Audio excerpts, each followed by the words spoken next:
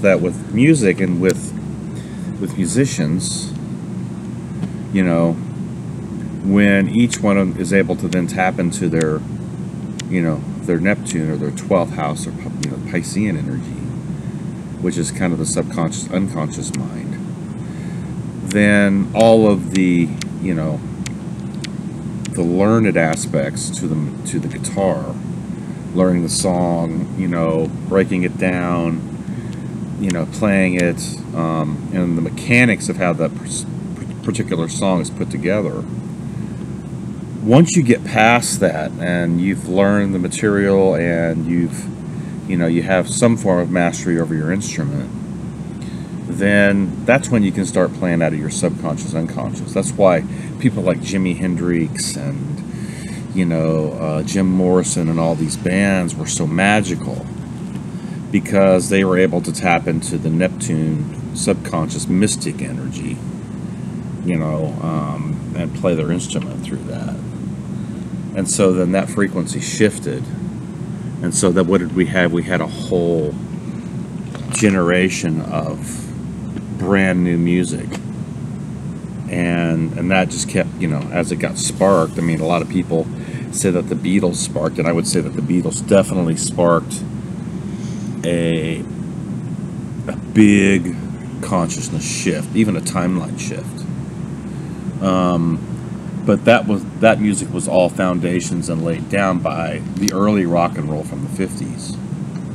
So where things actually did start to break out in context of playing and playing venues and you know, tours and shows and new music, new sound coming out. And so then when all the 60s wave stuff came, you know, we were definitely dealing with a whole lot of new sounds, and a lot of that came out of the, you know, the unconscious, subconscious mind, with a lot of these bands. So so when a band like, you know, like our band starts to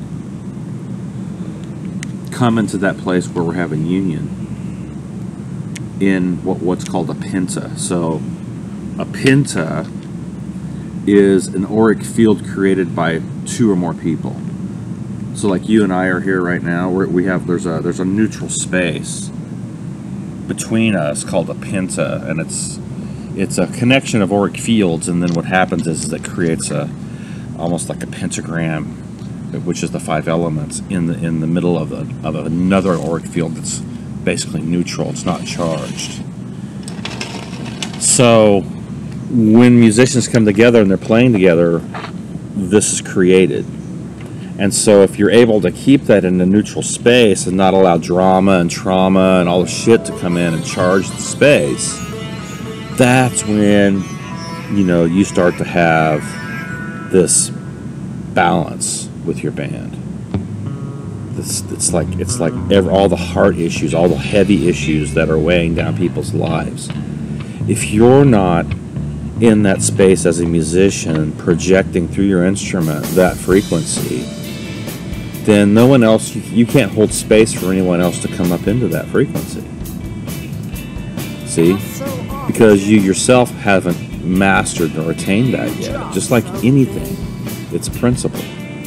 So when bands come together or musicians come together and they honestly are working on themselves on an individual level and then bringing themselves into a place where they are mastering their instrument, writing songs, and bringing things into a space where they're actually seeing the big picture in context of the 12th gate, which is Pisces, then you have something there as a band that can become magical and release powerful music into people's lives, change people's consciousness. Look, musicians are the magicians, as far as I'm concerned.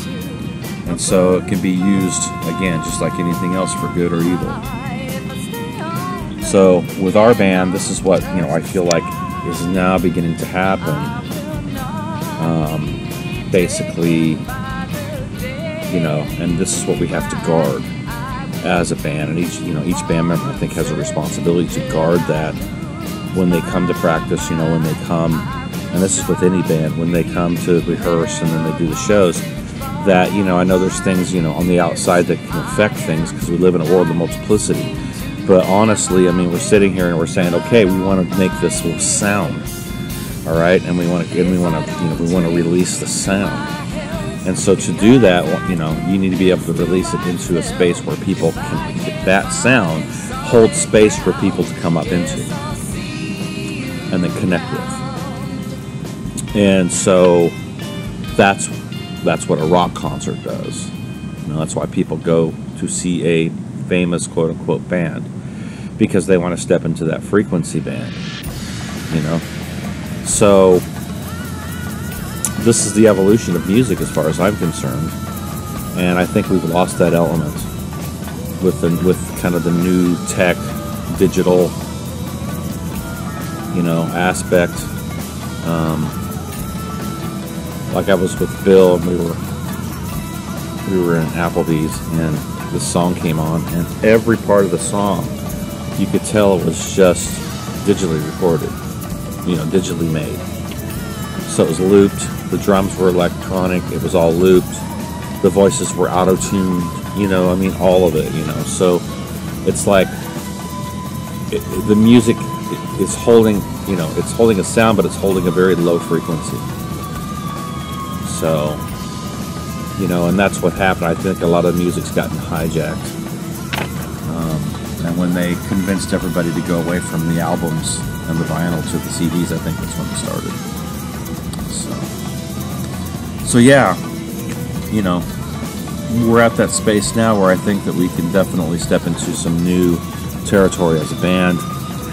And I think everybody in the band's tracking, and I feel like that we have an opportunity here to really do a great project.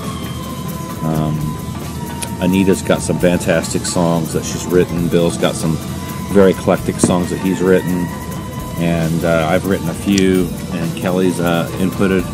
So it's really good to see how things have been able to really mold over the last few months. So, it's good.